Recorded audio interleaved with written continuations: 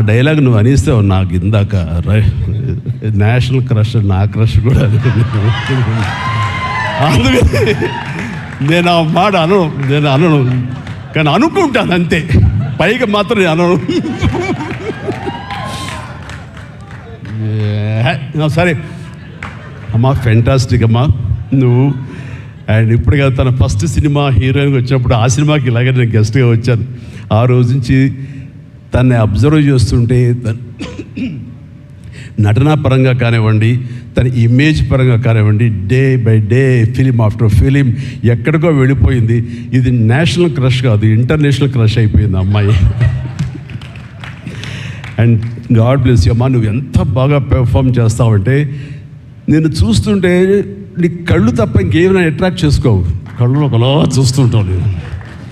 And ఆ కళ్ళతో ఏమి పలికిస్తుంది ఎక్స్ప్రెషన్ అంటే ఇంకా అంత ఇంత కాదు. అండ్ ఈ సినిమాలో ఎంత నిడివి ఉంది, ఎంత లెంగ్త్ ఉంది క్యారెక్టర్ అనే దానికంటే ఎంత ఇంటెన్సిటీ ఉంది అంటే అందులో మాత్రం చూపించగలిగింది ప్రతిదీ.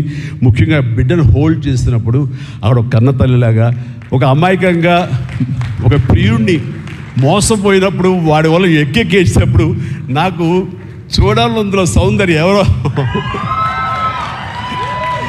సౌందర్య వచ్చేసి అప్పారావు వస్తాడు ఇంకా కోసం వెయిట్ చేస్తానంటే పిచ్చమొహం అన్నట్టు ఫీలింగ్ వచ్చింది. అంత అమాయకురాలాగా ఉంది. అది మళ్ళీ ఇందులో కనిపించింది నాకు, ఆ సౌందర్య కనిపించింది ఆ క్యారెక్టర్ చేయటంలో. You done fantastic job. ఆ తర్వాత సీరియస్నెస్గా పెంచుకుంటూ, ఆ తర్వాత దేవాకి సపోర్ట్గా ఉంటూ అండ్ దేవాన్ని ఓన్ చేసుకునే విధంలో మాత్రం నీ ట్రాన్స్ఫర్మేషన్ కానీ నీ characterization well design and well performed. Fantastic అమ్మా, ఫెంటాస్టిక్.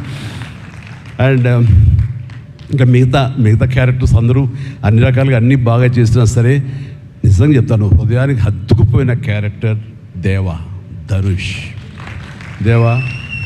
అంటే ఈ క్యారెక్టర్కి ధనుష్ తప్ప ఇంకెవరు లేరని, ఇంకెవరు చెయ్యలేరు. ష్యూర్ ఇంకొక హీరో లేడు. అంత పెర్ఫార్మ్ ఇచ్చి హీరో ఇమేజ్ ఉండి, స్టార్ ఇమేజ్ ఉండి, అన్ని రకాల కాంబినేషన్లో ఉండి చేసే మనిషి అంటే the one and only star in India is Dhanush. ధనుష్ని మైండ్లో పెట్టుకుని ఈ క్యారెక్టర్ డిజైన్ చేసావా శేఖర్?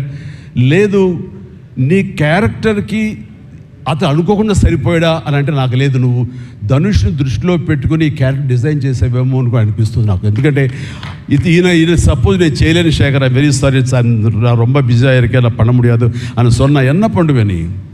ఎవరున్నారు చేయడానికి?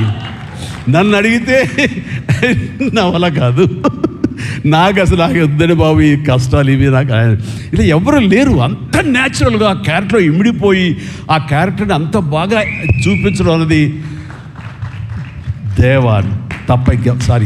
ధనుష్ తప్ప ఇంకెవరు లేరు.